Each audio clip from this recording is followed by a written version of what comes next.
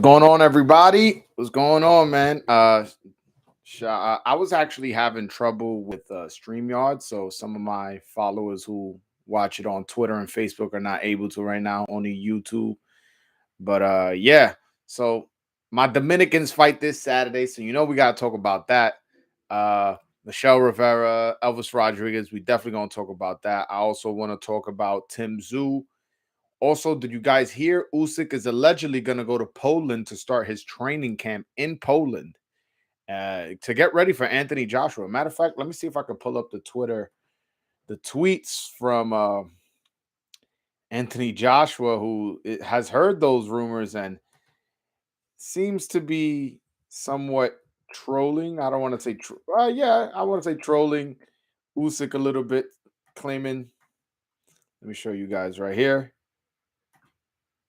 Oh, I can't screen share on this. All right. Damn, that sucks. Let me see. Again, this is my first time using it, not on StreamYard. This is my first time just streaming from straight to YouTube. But all right, I guess I can't screen share. This sucks.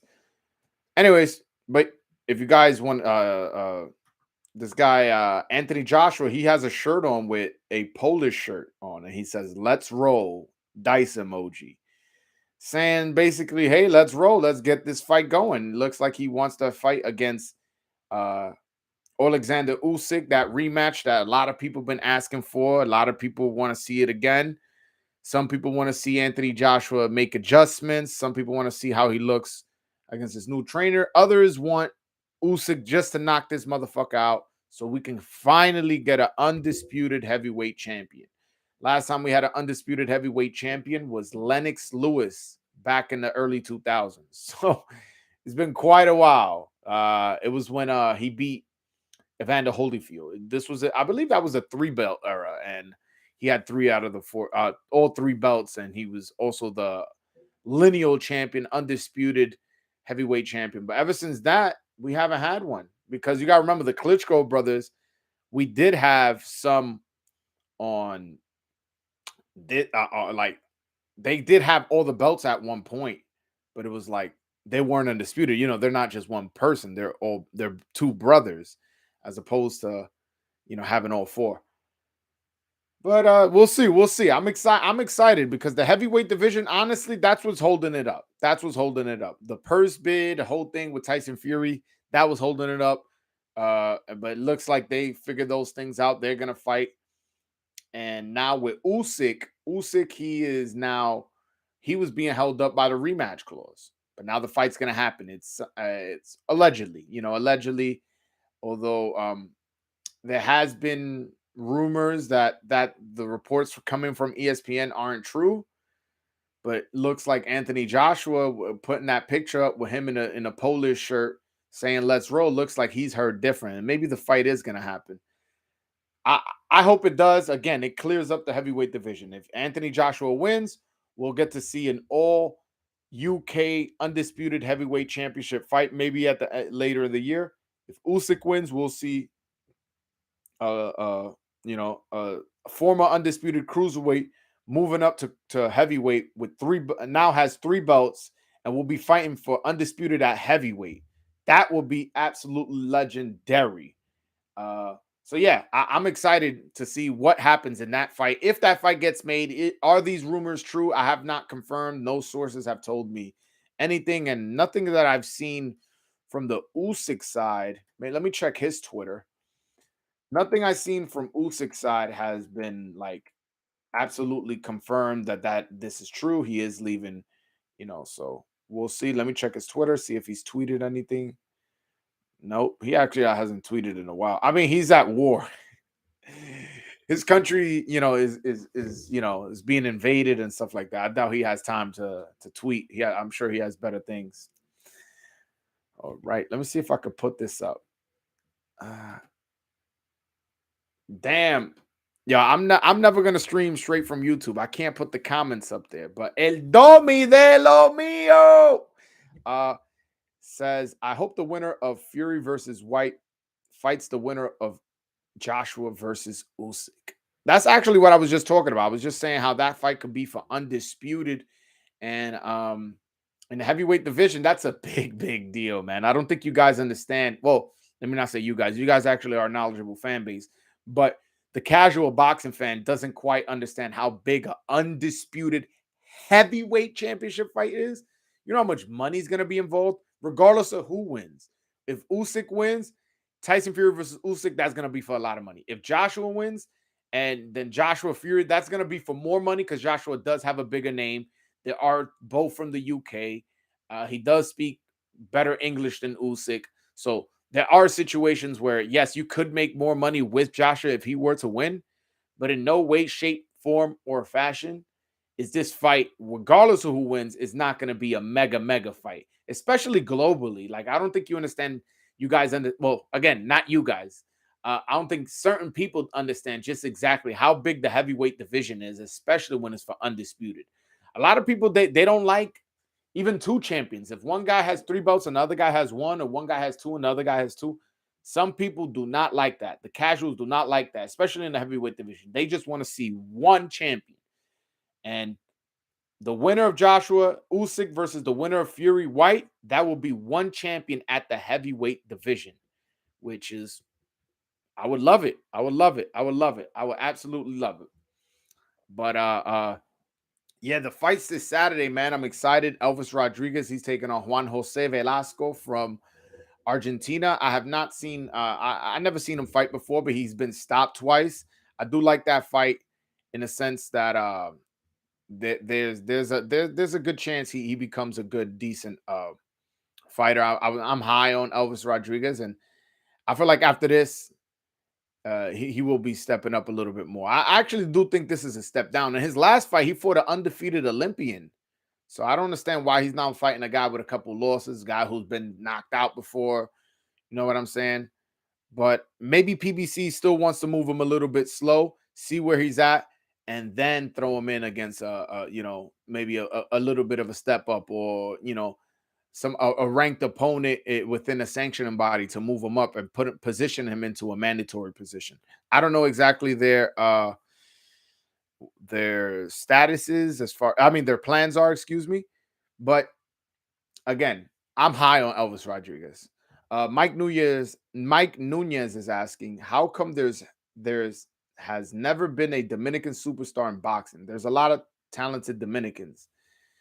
Um, I mean, that last part is not true. Actually, there hasn't been a lot of talented Dominicans in the past.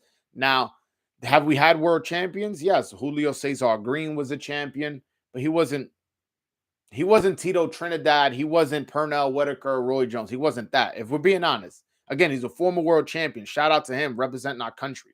Shout out to him. That's part of the reason. Also, Joan Guzman, super, super talented. The greatest Dominican boxer of all time. Well, it's between him and Carlos Cruz. And if you want, I'll give you some history on Carlos Cruz. But yeah, y'all gonna have to ask for that. I don't want to bring y'all down a fucking rabbit hole of Dominican boxing history unless y'all want. Uh, but yeah, Joan Guzman, super duper talented, nice, had all the skills in the world, but just had trouble making weight. And when you have trouble making weight and you coming in overweight, you missing weight, you if you're a champion, you lose your belt.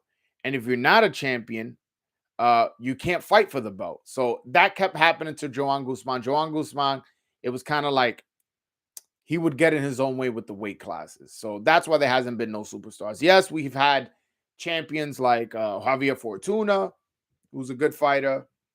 But again, he wasn't the best fighter in his division ever. That's what we need. Dominicans, if you give us if Pacquiao was Dominican, he would have been. Yeah, I don't think y'all understand how big, like how much energy us Dominicans. Y'all see me, I'm intense. Yeah, y'all think I'm intense. I'm not intense. I'm just Dominican. That's how we are. That's how we talk. That's how we speak. That's how, you know what I'm saying? So if you bring a Dominican and you promote him up, and let's say he's talented enough and he gives you a career like a Pacquiao, like a, Duran, a Sugar Ray Leonard, and yeah, I'm bringing up big names, but that's kind of like what we need for us to really, really support a fighter. And we just haven't had the talent, bro. That's kind of like the honest answer. But honestly, The talent has gotten a lot better. When I spoke to Hector Luis Garcia, the guy who just beat Chris Colbert, he spoke about Armando Hernandez, who's a Cuban trainer who now trains the Dominican national team. And if you realize the Dominicans that have been fighting now look a lot better than the ones before. Elvis Rodriguez, I never seen a guy fight like that. And he's fighting this weekend, by the way, so I'm keeping it relevant. You know what I'm saying? Michel Rivera, a guy who's defensive, goes to the body, does good, has a good fighting style. We never seen a boxer fight like that. Most Dominicans back in the day, they would just be brawlers. They would just come and throw punches. That's kind of like how they were. You know what I'm saying? Some were tough guys. Some would quit. Some would just fight good for 6-7 rounds and then fade in the 8th and then get knocked out and later in the fight. It's a lot of times had to do with just the infrastructure of boxing. But now that Armando Hernandez is now helping the national team, I feel like we're gonna step our game up now. I'm excited. I'm excited for what's to come in Dominican boxing. Especially there's a middleweight. He was an Olympian. I think his name is like Elvis Cedeño, something like that. He didn't medal, but I liked him, and I want to keep an eye on him. I want to keep an eye on how successful he is. Okay. El Domi says, I believe the talent is always there. Let's be honest. Most Dominicans didn't want to be boxers. Yeah, nah, that's the thing. If you are elite athlete in DR, they putting you to play baseball. I'm just being honest. They just go, what? Look at you. How tall are you? Get the fuck out of here, man. Put that ball in your hand. Yo, bro, I'm going to make you a superstar. I'm going to make you throw 99 miles per hour if you train with me and this and that. And look, your cousin just got signed by the Yankees. And that shit is how are you going to compete with a 16-year-old? Let's say my cousin's a 16-year-old. He just got a contract with the Yankees for $1 million. And I'm 10 years old, and you want me to start boxing to possibly win a medal and possibly get a big fight 10, 15 years down the line. When my cousin, who's 6, 7 years older than me, just got $1 million contract from the Yankees. See, is a big difference. It's a big difference. So that's kind of what it is. We're a baseball town, but I feel like if we can get more successful boxers and have a real big impact, we can develop a lot of fighters. And Dominicans, we're big guys. Like, we're big people. We're not small guys. I know our fighters that are coming up now, like Elvis Rodriguez, he's a 140-pounder. Michel Rivera, 135. Hector Luis Garcia, 130. But in general, Dominicans are big guys. So if we could get a Dominican heavyweight champion, bro, Madison Square Garden will be a fucking movie. Will be a fucking movie. Yo, we bring the guida. It'll be crazy lit. That's why when I'm promoting, I'm trying to convince people, yo, put a fight card in Madison Square Garden the eve of the Dominican Day Parade, is because I know the market. I know my people. I know what they'll show up for. And I know the energy that they'll bring to boxing is something boxing is missing. Boxing is missing that. Honestly, you know what boxing is missing? That Puerto Rican superstar that bring big fights to New York and has that Mexico-Puerto Rico rivalry. It's missing that. But since obviously the talent of Puerto Rico, it's gone down. Let's be honest. I'm high on Henry LeBron from Puerto Rico, the 130-pounder. I'm high on him, the southpaw. I think he's going to be good. I think he's going to be a superstar. But my point is, if we're being honest, Puerto Rican boxing has gone down significantly since Cotto retired. Cotto was the last guy who you're like, oh shit, Cotto's a good fucking fighter. And Dominicans can replace that. 50% of the Latinos in New York City are Dominican. And we're one of the craziest, loudest, partying kind of people. You know what I'm saying? We will have that shit packed. Shit'll be lit. Trust me, man. Trust me. El Domi, my Dominican brother, says people that are not from the East Coast / NYC are out of the loop. They still think NYC is majority Puerto Rican. Dominicans is the deepest Latino in New York City. Absolutely, man. That shit is. We run this city. Dominicans, we run this city. That's why I'm like, yo, y'all bring us a good, big fight. I'm telling you, shit gonna be litty. I'm not even like second guessing myself. But obviously, you have to build to that. Build to that. Give us a little fight at the United Palace in Washington Heights. Give us a fight in the little room like you're doing with the Puerto Ricans. Give us fights like that. And eventually, if the talent is there, we'll develop a superstar and the shit'll be litty after that. But yeah, man. By the way, you guys in the chat, let me know who you guys higher on. Are you guys higher on Michel Rivera or Elvis Rodriguez? Let me know who you guys think is the more popular fighter with the highest ceiling. I honestly, I'm tempted to say Michel Rivera because he gave me an interview. but I don't know. I don't know who. I always thought that Elvis was better than Michelle. No disrespect to Michelle, and he gave me an interview. He gave me an interview. Um, I just love how sharp Elvis Rodriguez is. I do think at times he thinks too much, and he maybe should follow his instincts a little bit more. But again, he's young. What, he has 13 fights, 14 fights. Like, he doesn't have that enough experience where I can criticize him. But I do like his sharp jab. I remember he on ESPN. Granted, the guy was a journeyman. He knocked somebody out with a jab, like bang. And if you can knock somebody out with a jab, oh, Michael Blunt already bringing up what I'm talking about. They both nice, but I would say Elvis, that boy got power. He for real. He got power for real. He knocked the dude out with the jab, and Elvis only lost is Kenneth Sims Jr., who's again, like you, as I always bring it up. Anytime Kenneth Sims get brought up, I say he's a good fighter. But yeah, Elvis knocking dudes out with jabs, a southpaw, and he got power in both hands. I've seen him knock out people with jabs and straight lefts. You know what I'm saying? I like him. I like him a lot. So I would go with Elvis Rodriguez. That's who I'm higher on. But it looks like Mike Nunez says he's higher on Michel Rivera. There you go. Randy says it's like how they do a bunch of Mexican boxing shows in Cali. If they do Dominican and Puerto Rican shows in NYC, they will sell out. Yo, bro, if we get a DR versus PR card in New York, y'all don't understand. Like, y'all don't. Unless you from New York, or lived here for more than 5 years, you don't understand how big of an event that would be. You're probably like, oh yeah, a few people show up to support Elvis Rodriguez. A few people show up to support Michel Rivera. Y'all don't understand how big of a rivalry that it is, Puerto Ricans and Dominicans. You know what I'm saying? We already got the rivalry in baseball. We already got that rivalry in baseball. Why not make it in boxing? And I want to say neither is a mismatch right now. Puerto Ricans, they not up like that.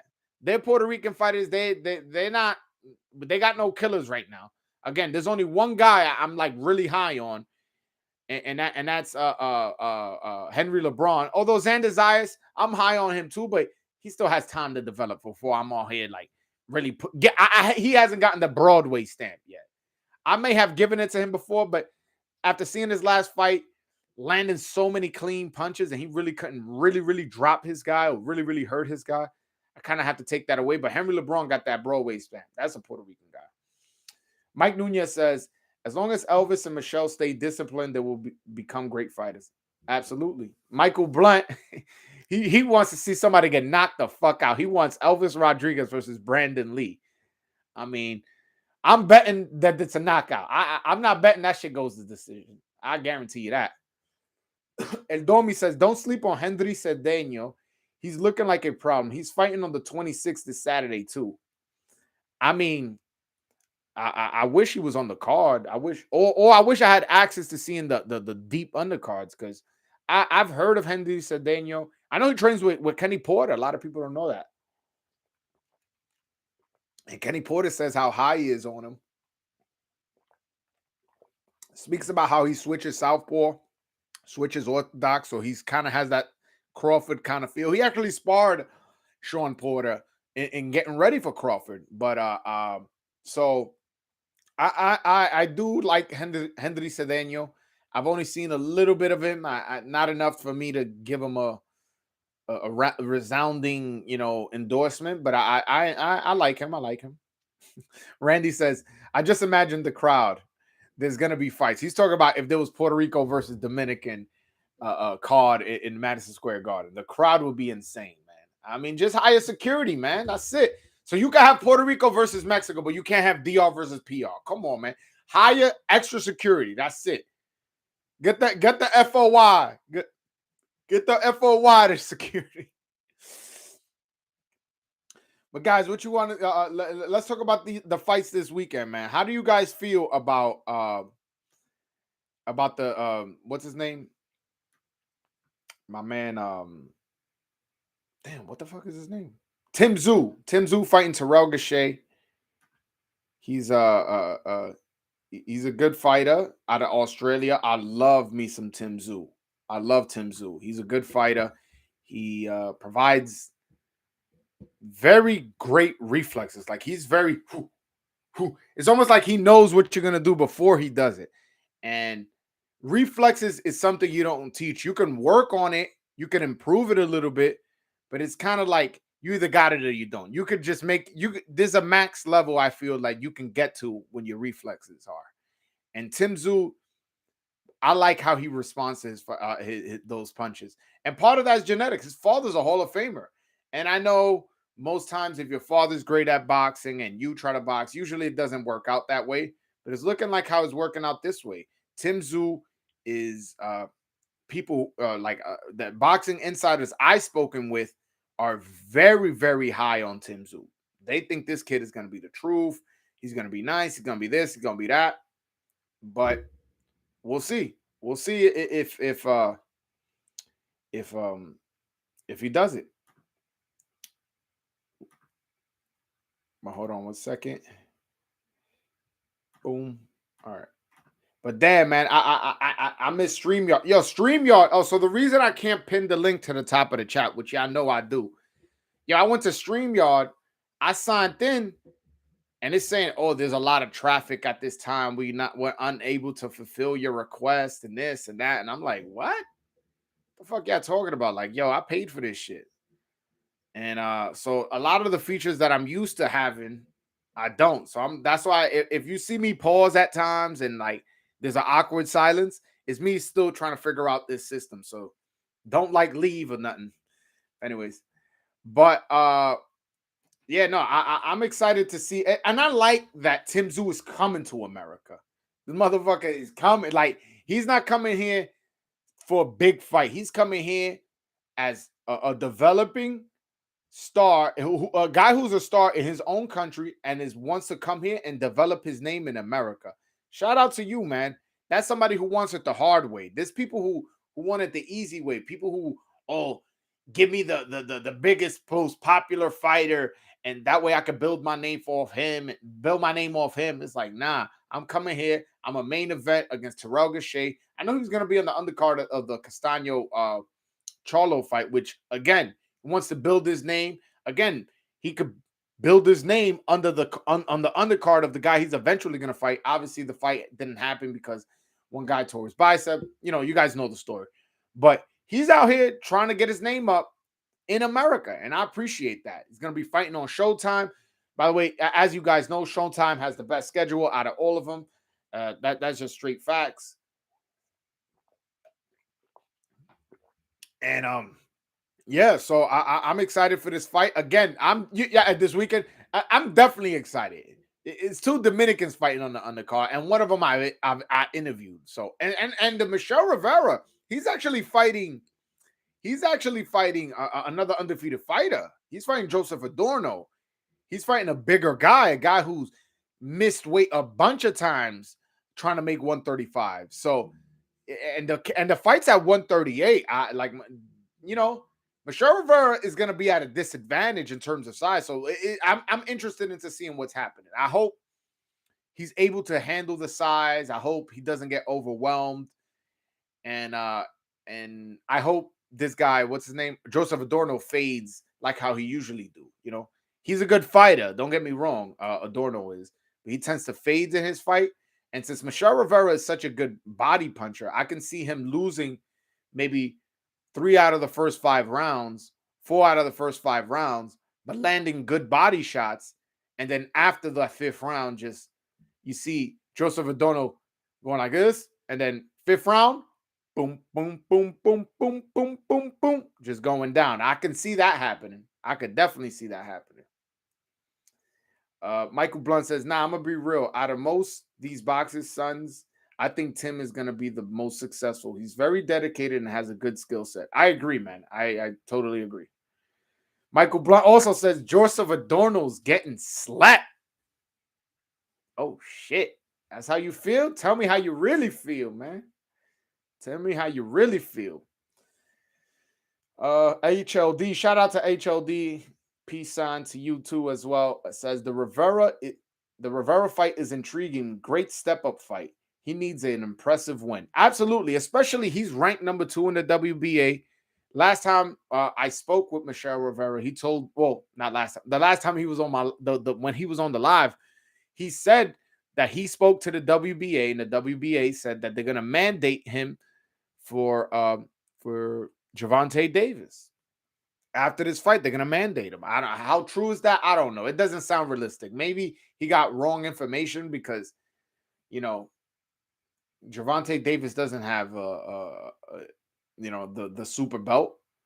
Wouldn't he be a mandatory to Cambosos? I don't know, but I would love to I would love it if that was the case. You know what I'm saying? You want your big shot, you getting your big shot. Whether it be with Cambosos or Tank. You know what I'm saying? I like it. I like the idea of it. I like the idea of it. My man Jay says some kids of athletes become obsessive with their craft, like a Floyd Jr. and Roy Jones Jr. Uh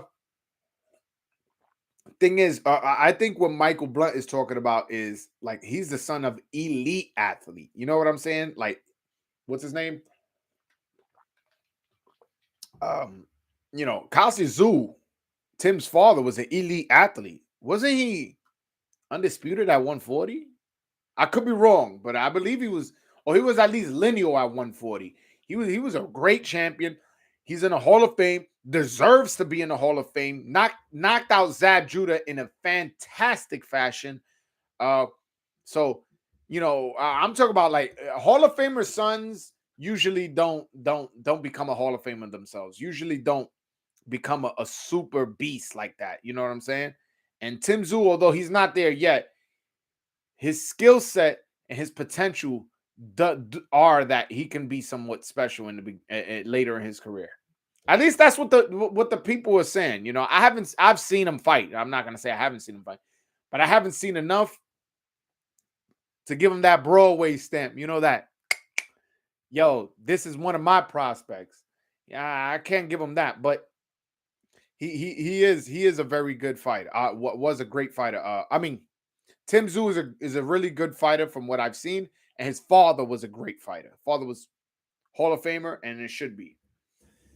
But yeah, man, what you guys want to talk about, man? Let's talk about. Yeah, y'all want to talk about Anthony Joshua versus Alexander Usyk? It looks like it's gonna happen.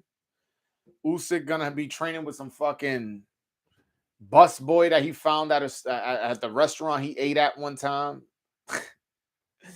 Yo, Anthony Joshua pisses me off, man. It's almost like I don't know why his advisors ain't full on you, man. What are you doing, bro?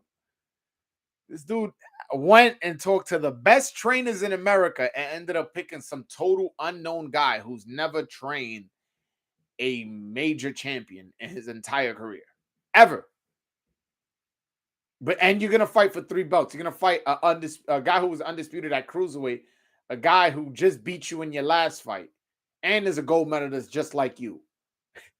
And you got a head coach who nobody's ever fucking heard of. I don't get it, man. I don't get it. And what's sad is that Anthony Joshua was my favorite heavyweight. He was, and I'm sitting here. I was gonna say slander. I'm not necessarily slandering, but I'm like, damn. I don't want to see Anthony Joshua with a rookie trainer. I want to see Anthony Joshua with Teddy Atlas, with Ronnie Shields, with Robert Garcia. You know what I'm saying? I want to see him with that kind of caliber of trainer. But he chose to go otherwise. But he did all that because he's a cheap fuck. He didn't want to give 10% to his trainers. He didn't want to give $1 million to be trained. He ain't know the price. He ain't know the rates in America of what's a quality trainer. He wants to pay his trainers pennies. Yo, my man promoted somebody from within his camp. He looked bad in his last fight, and everybody said he needed a new trainer, and he fired the head coach and promoted somebody from within. Make that shit make sense to me. I don't know, man. Anthony Joshua, that dude is bugging, man. That dude is bugging. Muhammad says, I think Anthony Joshua is fooling everyone. Angel Garcia ain't his trainer. It's someone else. He'll announce it when he starts camp for Usyk. I mean, if he does that, I guess he's playing mind games with people, and I don't see what advantage he could have gained from that. But if he feels he's going to gain an advantage from it, I'm not going to knock it too much. If what you're saying is true. But if what you're saying it isn't, like if what you're saying it, excuse me, if it isn't true what you're saying, and he really hired Angel Fernandez, I think it's a stupid move, and I think it's a stupid move because he's cheap. Because I heard him in an interview say he's not willing to give up 10% of his purse, which is the going rate for a fight for a trainer. And then, okay, you don't want to give 10% because you're making big money. And that's actually something that happens in boxing. Listen, I'm getting paid $30 million. I'm not giving you 10%. That happens in boxing. So that's not a weird thing when he said that. I'm not giving, then he's going, oh, or they won $1 million. Get out of here. Yo, bro, that's the going rate. Hey, man, you got to pay to play. You want the best. You want to drive a fucking Benz? Guess what? It's going to cost you money. You want to drive a fucking Toyota? Guess what? It's going to be cheap, but you're going to get a Toyota type experience. You know what I'm saying? So Angel Fernandez, I don't know his background, but I know the guy hasn't trained any major champion that I know of. And I'm a fucking hardcore. I watch almost every fucking championship fight. I've never heard or seen Angel Fernandez. So I know I'm not bugging. I really don't. I really don't.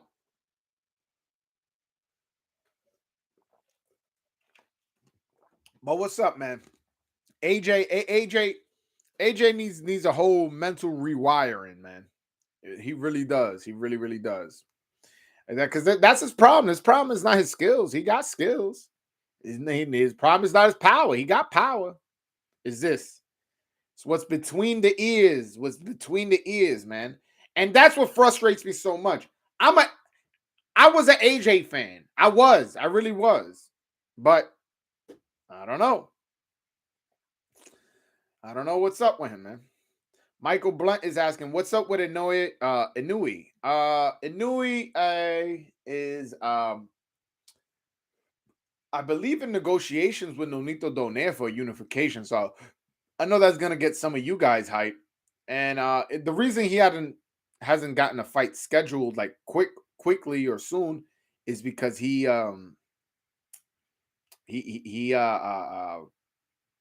Japan was closed down for a little bit because of COVID, so they couldn't fly in opponents. But now that it's opening up, right now, from last I heard, he was in negotiations with Nonito Donaire.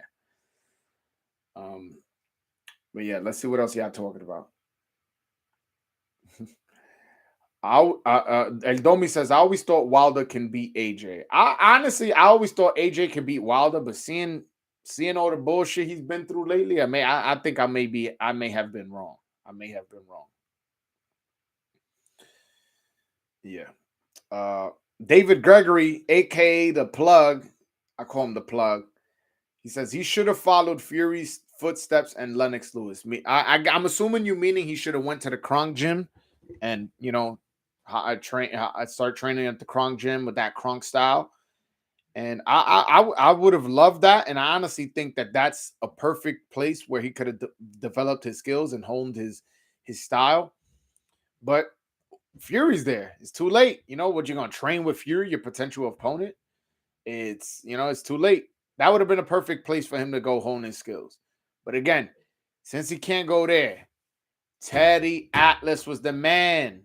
He needed somebody to help him with his mentality. He needed somebody to help him find that dog in him. He needed to become a fireman. We're firemen. You know what I'm saying? He needed to become a fireman, man. He needed to put that hard hat on, that big suit on, and go fight fires, go run into the flames. You know what I'm saying? But chose Angel Fernandez. I don't know, a fucking host at Chili's or some shit. He was like, "You come here. You watch boxing?" Guy asking for a picture. It was like, "Oh, AJ, can I get a picture?" Oh, so that means you watch boxing. Yeah. Oh, I love boxing. I've been watching boxing my whole life. You're my trainer. Yeah, you're my trainer now. That's kind of like how he came about choosing his trainer. Uh, Michael Blunt saying, "Me too. I used to like Anthony Joshua a lot. Not that I don't like him as a person. He's a great guy, but that's the thing. He's too nice. Even Ronnie Shields would have been fine for Joshua. Yeah, I don't have a problem with Ronnie Shields. And the reason why I don't have a problem with Ronnie Shields, apart that obviously he's an experienced trainer, trained Mike Tyson. He trains one of the Charlo brothers. You know, like I'm not gonna go down Ronnie Shields' resume. Ronnie Shields actually fought Sugar Ray Leonard in the amateurs too, which a lot of people don't know. Point is, Ronnie Shields would have had him around the Charlo brothers, and the Charlo brothers say whatever you want. They ducks, they this, they that. One thing you can't say is they don't got dog in them. You know, they come and they're aggressive and they like to they like to talk shit and do that. And I feel like Anthony Joshua being around that energy would have been good for him. He would have been like, yeah, like let me copycat a little bit. Let me steal that little personality trait from you and put it in mine. You know, not saying that he's gonna become a total different person and become the Charlo brothers. Nah. That's just not his style. That would come across as fake because that's just not the person he is. But you know, if he could just see how they move a little bit as far as not trying to be friends with their opponent, and even if he just learned that would go a long way. And adopt a little bit of that mentality, that dog mentality, like, yo, I'm a fighter. You know what I'm saying? Like, we're about to go fight. We might one of us might die in the ring. And that's a fact. Every time you watch a boxing match, somebody might go. You know what I'm saying? It's unfortunate, and God bless all the boxers. Hopefully, it never happens ever again. And I don't witness one. That's the way I feel about deaths in the ring. But you got to be honest. Every time somebody steps in that boxing ring, specifically in the heavyweight division, you're risking your life. Risking your life. And you have to take that serious. Because if the other person is taking a lot more serious than you can get hurt. And I'm telling you, heavyweight division is a total different ball game. Motherfuckers are 220, 230. In the case of Tyson Fury, 275. Any man walking down the street who weighs 275s lands a fucking punch on anybody on the chin that's correct is going to knock him out cold. So that's what I'm saying. He needs to take this a little bit more serious. He needs to develop a little bit more dog. You watching this right now need to hit that like button or subscribe button if you haven't already. But yeah, that's by the way, y'all like how I sneak that one in, right? But that's how I feel. That's honestly how I feel. You know what I'm saying? And Teddy Atlas would have been the perfect trainer to get his mentality right. And again, same thing. If he would have trained with Ronnie Shields is a good trainer, and he would have been around the Charlos, and he may have learned some things from those guys as well. Like, that's his problem. He don't need a trainer. Honestly, a sports psychologist may have been enough because he got the skills. If somebody was to go on my live and write, if you was to write in the chat, yo, AJ got no skills, I'll be like, you're lying. You're like, wait a minute, weren't you just talking shit about AJ? And I never talk shit about AJ. I talk the truth. And the truth is his mentality, not his skills, not his power. His chin, that two things is his chin, and his mentality. That's what it is. That's what it is. Some LL Bean J says Teddy would have set him straight and gave him some corner highlights that will never die. Absolutely, man. Absolutely. I would imagine what he would have said. We're construction workers. We build things. Let's build our legacy. We're policemen. We put the cuffs on. Handcuff this guy. Take away his jab. What other jobs can he say? Let's keep that one going. Let's keep that one going. We're mechanics. We go and we get dirty and we fix the problems. And the problem right now is his southpaw stance is giving you problems. But a mechanic doesn't take a no for an answer. He gets his wrench and fixes it. He makes sure everything is set. Shout out to Teddy Atlas, man. We're surgeons in there. We get dirty. We get paid a lot for a reason. We're the surgeon. We're precise with our work. My bad, I'm cracking myself up here. Michael Blunt says, facts, heavyweight ain't nothing to play with. I thought for real that Chisora was gonna KO Usyk first, cause first few rounds he was bullying him. He was having problems with that size, man. That Chisora was giving Usyk problems with that size. That's why with the heavyweight division, when a big upset happens, yeah, like whatever, we should take a look at it, but we also have to take into account, the motherfucker's fighting somebody who's 250 pounds. It's a possibility he could lose. In the heavyweight division, all it takes is one.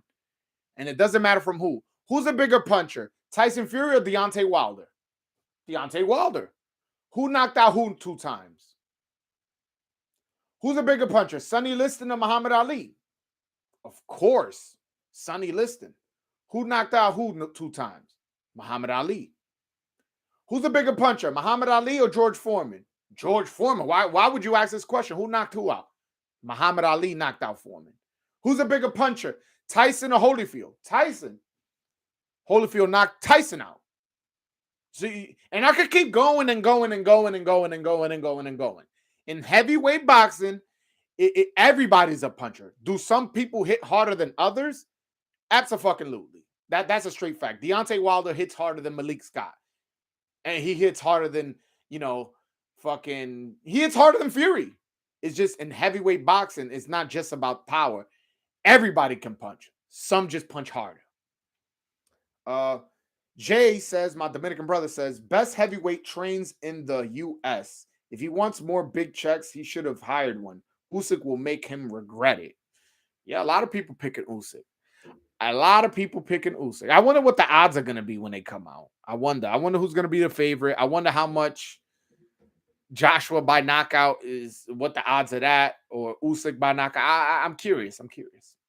LL Bean J says, we're castle guards. Nobody can make us smile.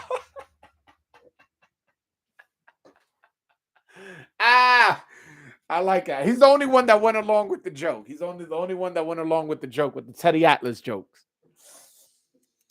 We're barbers. We make sure every line is straight. Come at him with a straight jab that's as straight as that shape up you're going to give him. Let's go, AJ. Let's go. Watch me go viral over that shit. Watch somebody fucking clip that shit, put that on their IG or Twitter, and that shit go get a fucking million views or some shit. Nah, but again, I honestly think Anthony Joshua would have been Teddy Atlas would have been the best trainer for Anthony Joshua.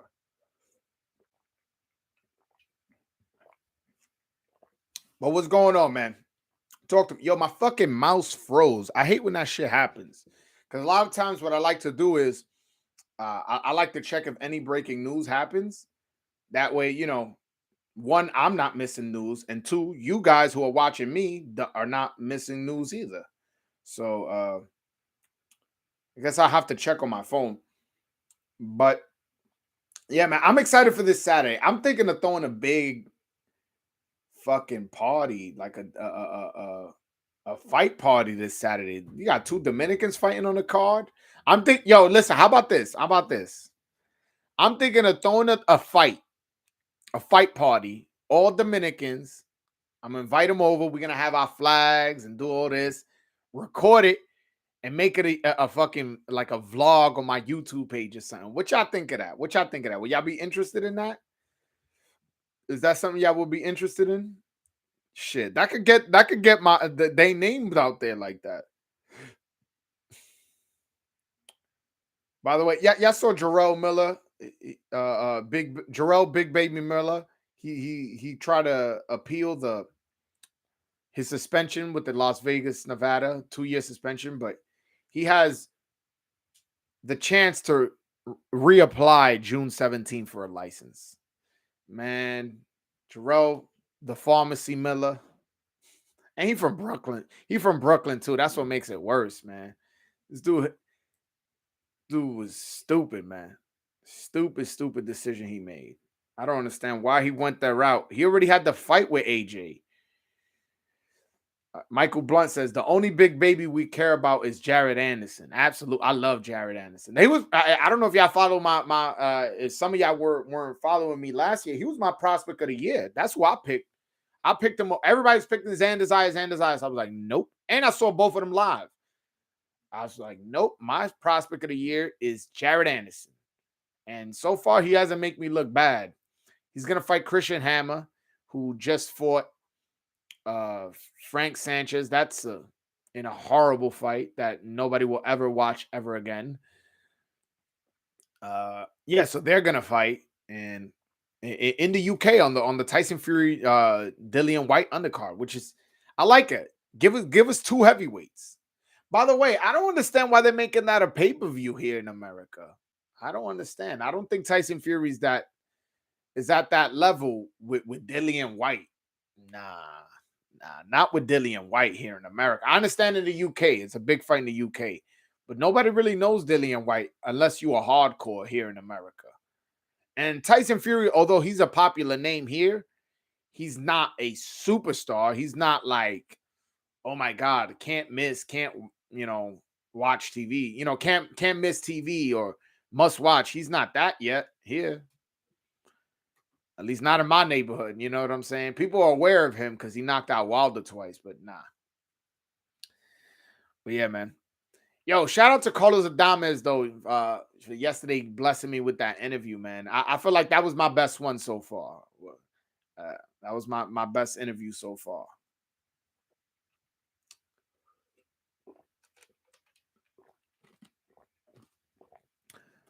Michael Blunt is asking, has Dillian White ever fought in the U.S.? Not that I'm aware of. Not that I'm aware of.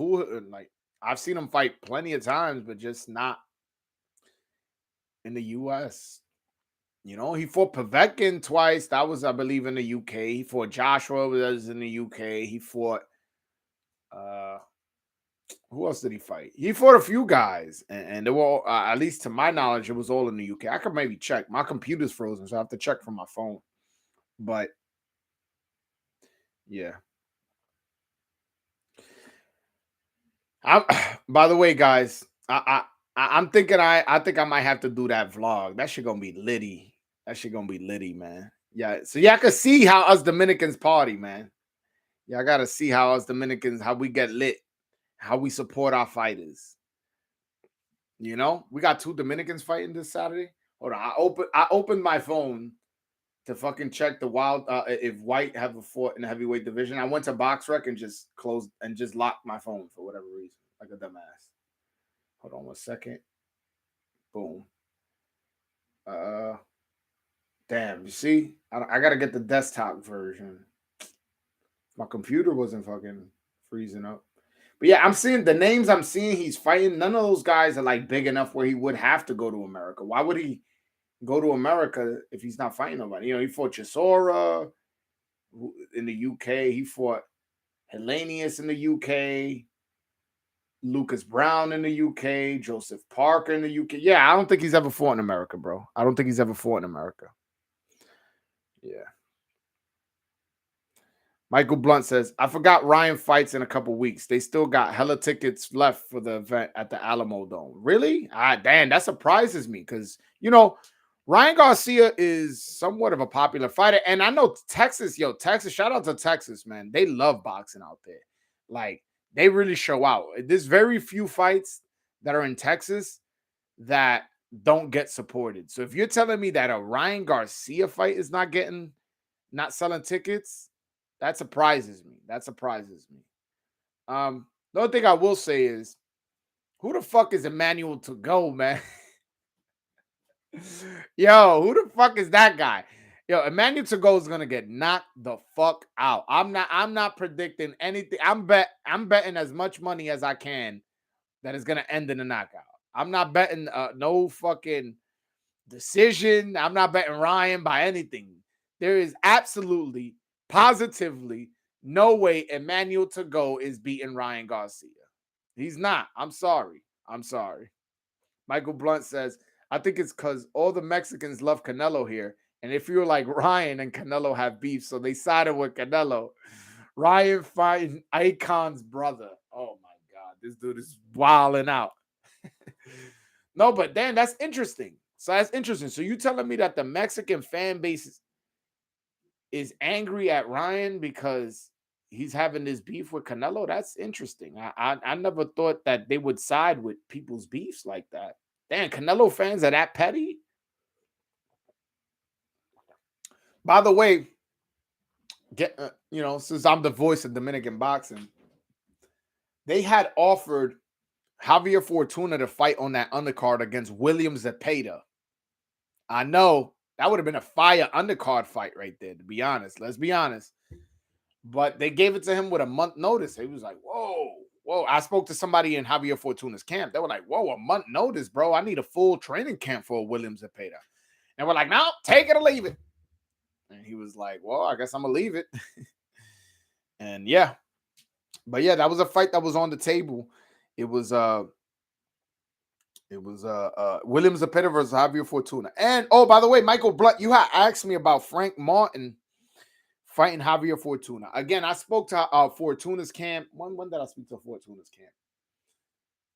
I spoke to him Monday. I spoke to the Fortuna's Javier Fortuna's camp on Monday, and they told me that they never heard about that Frank Martin fight being offered to them. They said that they're not that they're against taking it. They said they're willing to take it, but that fight was never presented to them, and whoever's telling me that is giving me false information. So there's the answer to your question. I know you had asked me, I want to say it was last week, you asked me about Frank Martin fighting Javier Fortuna. Although I think Fortuna wins that fight. Frank Martin, although I do see talent, he's somebody who's working with Errol Spence and that camp. I don't think he's ready for that big of a step up against a Javier Fortuna. Javier Fortuna can fucking crack, man. Javier Fortuna can punch. Say whatever you want. Yes, he does get wild with his punches. Yes, sometimes, his activity is not as high. But one thing you can't say is that he's not a puncher. Javier Fortuna can fucking crack. Michael Blunt says, oh, true, bro. I hope Frank Martin gets a step up soon, though. He's ranked in the WBA and a slick southpaw. Yeah, I mean, I would hope that too. Michael Blunt says Javier Fortuna would have dropped Ryan Garcia. I don't know, because he does get wild. He does get ha. And Ryan Garcia is super fast, and he got super power. And if he would have caught him in between, he could have ended Javier Fortuna's night just right there with one punch. But I don't know if that was gonna happen. I don't know if that would have happened. I do know that Javier Fortuna catches anybody clean. Ryan Garcia, Davin, Tang, Tio, and anybody clean, and he hits him right in the button, he can knock anybody out. He's that hard of a puncher. Does he have the skill set to get that clean shot that he would need?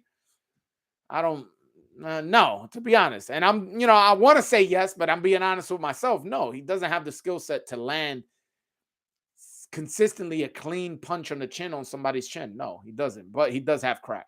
He does have power. He does have power. Mike Nunez says, why doesn't the cruiserweight division get any shine? The reason is because the cruiserweight division is right below the heavyweight division. And the heavyweight division is where the money's at. It's just it has more history. Cruiserweight division hasn't been a cruiserweight that necessarily, like, there hasn't been no American cruiserweight that's taken the world by storm, with the exception of Evander Holyfield. And Evander Holyfield, when he was a cruiserweight, got love. Hit that fight with Dwight Muhammad Krawi, man. If you guys want to see that's probably that and the Jirov Tony fight were probably the two greatest cruiserweight fights of all time. And I think I'm going Holyfield Krawi as the number one. Number 2 is James Toney versus Jirov. Man, that was a great fight too, man. Whew. Go watch those 2 fights if you want to see two good cruiserweights fights. But yeah, the fact that it's right under the heavyweight division is why. I don't but and that the fact that there hasn't been a significant American takeover in that division since Evander Holyfield, which was the 80s? Like, come on, man. I don't know. I don't know. You telling me like I'm trying to think of who. Let's say Chad Dawson, he was a really good light heavyweight. He was a really good light heavyweight. If Chad Dawson would have went to cruiserweight and undisputed, he would have got a little bit more shine because he was getting a lot of dates on HBO. He was getting a lot of dates on HBO. Was he a superstar? No. But when you were fighting on HBO back in the days, that was a big deal. HBO was number 1 back in the days. HBO was number 1 over Showtime. And I know some of you younger cats are like, what? It was even over Showtime? Yes. And it wasn't even close. They had the best fights that were on HBO. You know, all those Al Heyman guys were pretty much on HBO. So it's like that. So Chad Dawson would have made that division get lit. But instead of going up, he went down to 168 and got knocked out by Ward. And his career kind of fell apart after that. Michael Blunt says, Badu Jack about to finna grab a belt at cruiserweight. So is so is Canelo, by the way. You know what's funny, right? Ness from the Boxing Voice. I was hearing them. I want to say it was like a week or 2 ago. When people were calling, when people were upset that Canelo's gonna fight Makabu, and he suggested Charlo fight Makabu, people were like, "No, why he's gonna fight a cruiserweight? Of course he's gonna lose." And it's like, all right, but when Canelo fights a cruiserweight, that same cruiserweight you're talking about, he's ducking. Get the fuck out of here, man. Motherfuckers be on some shit, man. Motherfuckers be moving the goalposts for certain fighters.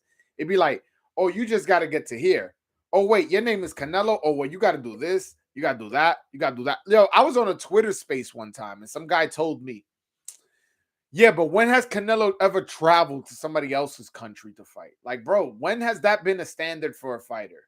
You get extra credit if you do that, but it's not a knock on your resume if you do that. And but even if you don't want to, if you want to ignore that, you know what I told him? I was like, hold on, who did he fight last? He was like, Caleb Plant. And I was like, and where's Caleb Plant from? America. And where did they fight? America. I think you answered your own question, buddy. Yeah, but there was more Mexicans there. Blah, blah. I was like, well, all right, listen, you said in another man's country. Canelo fought Daniel Jacobs in America. He fought Floyd Mayweather in America. He fought James Kirkland in his hometown in Houston. I started just naming guys that American guys who he fought in America just to be petty. But I'm like, bro, like that's never been the standard. Sugar Ray Leonard, to my knowledge, never went to another country to fight somebody. When you're the A side, you make people come to where you want to fight. And Canelo, where his fights been? In Texas, in LA, and in Vegas, and in New York. He had one fight here in New York against Rocky Fielding, of all people. So it's like, people be moving the goalposts, man. People be on some bullshit. All that just to shit on a fighter that you don't like, or because he beat your favorite fighter. Like, bro, sometimes you just got to get over it. You see me, my favorite fighter is Teofimo Lopez. Have I ever on my Twitter or on my YouTube trash Cambosos and say he's a fucking bum and this and that? Never, because I understand shit happens. My favorite fighter lost. He won fair and square. And people need to just take that and run with it, man. It's crazy. Mike Nunez is saying, how was a guy so small like James Toney able to compete at heavyweight? I don't think he'll ever see that again. We'll ever see that again. I don't know. That's a good one. I don't know how. Some guys, he just ballooned up in weight, and he had so much skills. He kind of got away with it. I don't. We might see it with Canelo. Who knows? He's talking about fighting at cruiserweight. You telling me he can't move up another fucking couple pounds and fight the right heavyweight and fight Usyk, let's say. I don't know. I'm not saying he is. I'm not suggesting it. I'm not claiming if he doesn't do it, he's gonna be a fucking duck. I'm not saying none of that. But hey, we may see it in Canelo. By the way, that's a good fight right there. Who you guys would have had? Canelo Alvarez versus James Lights Out Tony. Damn, I don't know who I would have picked. I think I favor James Tony. I think I favor James Tony because that Philly show, even Caleb Plant gave him problems with that shoulder roll. Even Caleb Plant. And Caleb Plant ain't no fucking, James Tony. Floyd Mayweather getting problems with that. So if he has trouble with that, and you fighting James Tony, a Hall of Famer, a special fighter, one of the best talents to come out of Michigan. Shit, I don't know. I find it harder to pick against James Tony in that fight. Michael Blunt says, I love Canelo, but I think James Tony, that dude's defense and counterpunching is amazing. Yo, and that just, to your point, that just shows how great Roy Jones was. Yo, Roy Jones beat the shit out of fucking James Tony. You know what I'm saying? He outboxed him, hit him, went like that. The guy that he tried to do it back, then he went and just left hooked him and dropped him. He was styling on a Hall of Famer. Shout out to Roy Jones, man. Roy Jones was that dude.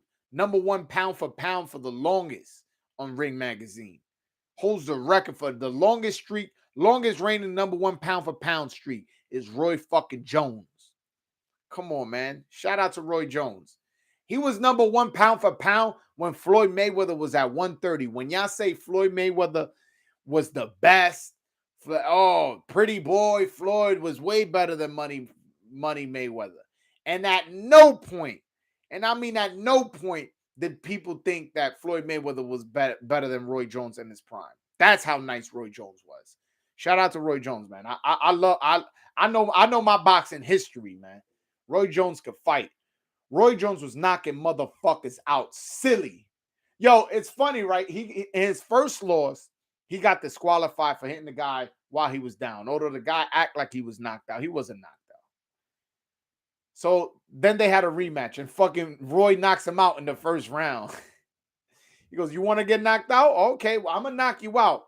Did it in 1. He ain't need no more rounds than that. Mike Nunez says, James used to fight in the pocket and still make you miss. Dude was different. Yeah, he beat the shit out of Iran Barkley from the Bronx. Shout out to Iran Barkley. He's a New Yorker, so, I'm not going to talk too much shit about him, but he was a good fighter. What James Tony did to him. Come on, man.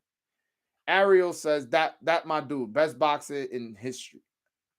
Best boxer in boxing history. I don't have Roy Jones as the best boxer in boxing history, but he definitely has a case. He won a silver medal where he probably should have won gold. A lot of people felt he was robbed in the Olympics. So then pro debut at 154, wins a belt at 160, wins a belt at 168, wins a belt at 175, then wins a belt at heavyweight? Damn, son. Damn. And his run at light heavyweight is crazy. Crazy. He had 3 out of the 4 belts. One guy, the fuck is his name? Michael Zuski, some shit like that. Some guy from Germany had the other belt for undisputed, and he didn't want to come. He didn't want to come to America to fight. He wanted Roy to go to Germany, and Roy was like, "Listen, I'm not trying to get robbed in Germany." That was back when Germany was doing crazy bad judging out there. So he was like, "Nah, you come to America," and they couldn't come to an agreement. So he stood with his belts and was just knocking out everybody else. Yeah, man. And by the way, people don't remember. People want to bring up the Antonio Tarver fight. He actually beat Antonio Tarver the first time. People don't remember that. He came back down from heavyweight and still beat Antonio Tarver. He didn't look good, but he beat him. So he has that under his resume. Roy Jones was that dude. Ariel says top 5. If he is not in yours, you ain't finished your point, but he goes, if he isn't in your list of top 5, you should not have an opinion.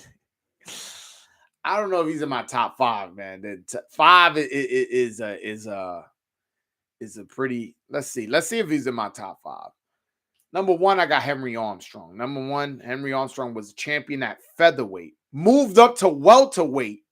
So he was a champion at 126, moved up 2 weight divisions at the time. Because at the time, there wasn't 130 and there wasn't a 140.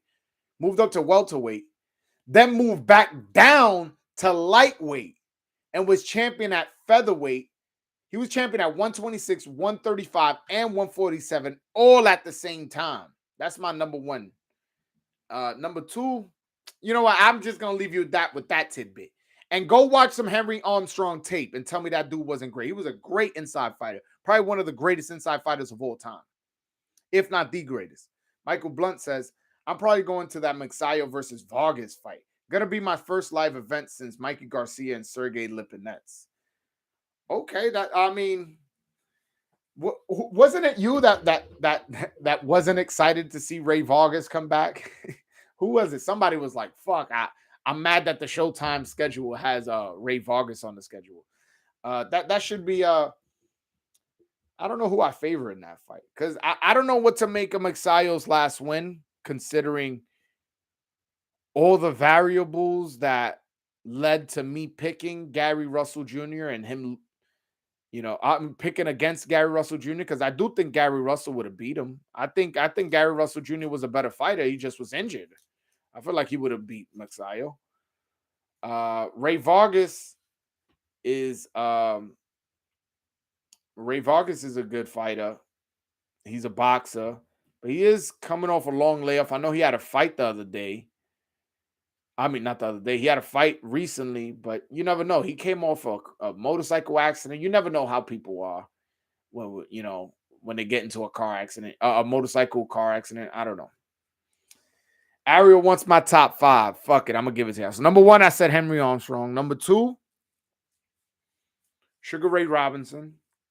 Reason I'm going to say Sugar Ray Robinson is because Sugar Ray Robinson was a 147 welterweight and was just blasting dudes out. And it was so uncompetitive for him that he moved up to middleweight because that was the money division at the time. Yeah, obviously the heavyweight was always the money division, but the welterweights made less than the middleweight. So he moved up to middleweight and was fighting guys who were fully 160 while he was, a natural 147 pounder. And he was knocking guys out, beating guys.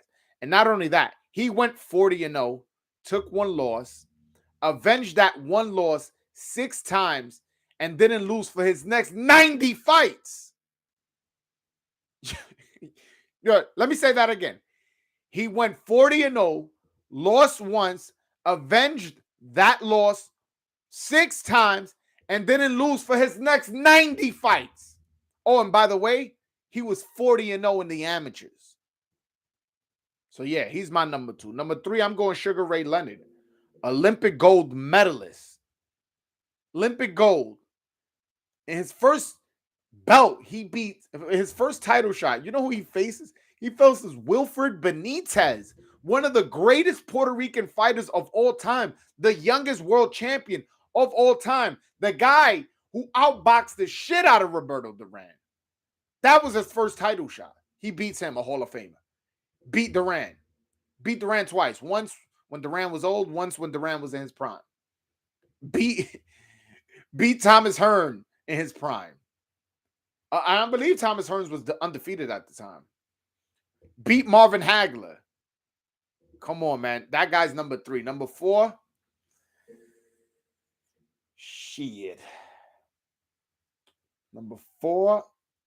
I gotta go Muhammad Ali. Muhammad Ali had gold medalist in the amateurs. Again, that gold medalist.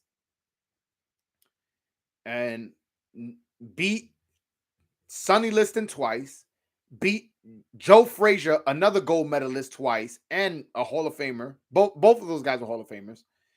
Then knocked out George Foreman in a fight he was an underdog in. Number 4. Number 5, I gotta go Floyd Mayweather, man. Floyd Mayweather was 50-0. He won bronze in the Olympics. Probably should have got the decision in that fight in the Olympics, but he felt like he got robbed, so he didn't get the gold medal. I don't think that fight was a big a robbery as people make it out to be, but I do think he should have got the decision, but he didn't. So he took that L. He got a bronze medal, and then look at his resume. He beat Canelo, Pacquiao, Oscar De La Hoya, Miguel Cotto, Shane Mosley, Jose Luis Castillo, Diego Corrales. Bro, that resume is crazy. There goes my top 5. There goes my top 5. There goes my top 5. Leo Santa Cruz damn near not even considered the WBA champ no more. Lee Wood is because he defeated his regular belt. I mean, I don't know what's up with the WBA and that 126 belt with Lee Wood and Leo Santa Cruz, as you just mentioned. I really don't understand it. What's going on? I do think that he should have been stripped. I don't know what they're doing, but I'm calming down my WBA slander. Yeah, no, I used to be on the WBA's head. I was probably on their hit list. Like, yo, you ever see that motherfucker just run up on them? I was on their head, but they giving Dominicans a lot of opportunities. Michel Rivera ranked number 2 in the WBA. What's his name? Hector Luis Garcia is about to fight for the WBA title. I bet the Puello is the mandatory for the WBA at 140. So I'm gonna calm down on the WBA slander, but that is some bullshit they doing with Leo Santa Cruz. Leo Santa Cruz hasn't defended that title in how long? He moved up to 130 and got knocked out. Yo, that's it right there. You should have stripped him. Yo, you got knocked out in another division where you fought for a title. Wasn't he the champion at the time? Wasn't he the 130 champion? How the fuck you the 130 champion? How the fuck you the 130 champion? You get knocked out and you keep your 126 belt. I don't know what's going on with that, man. I really don't. I really don't. Ariel Garcia says the reason they changed the rules in the Olympics was because of Roy. Fun fact. I don't know. But well, to your point, those judges that judged the Roy fight, they actually got caught like for bribery or some shit. They got caught like cheating. Like that they investigated and they found out that they cheated. And for whatever reason, they won't reverse the decision. They just suspended the judges. That's all they did. Suspended the judges. And then the judges were later on still fucking judging amateur fights after they were caught being corrupt, taking money. You believe that? This past Olympics in June that just in 2021 that just passed, that was, representing the 2020 Olympics, that was the best judging I've ever seen in the Olympics. Usually I'm fucking slamming a remote. Well, not slamming a remote, but I'm screaming, I'm cursing. I'm upset because of the decisions that be going on in the Olympics. This past Olympics actually was real good. I don't remember a decision I didn't like in the Olympics, and that's very hard for me to say. Very hard for me to say. Mike Nunez says Manny Pacquiao is one of the greatest. Absolutely. He's definitely in my top 10. He's definitely, and Roy's in my top 10 for Ariel Garcia. I know he was probably concerned why Roy is not in my top 5. He's probably number 7 or 8. Number 7 or 8.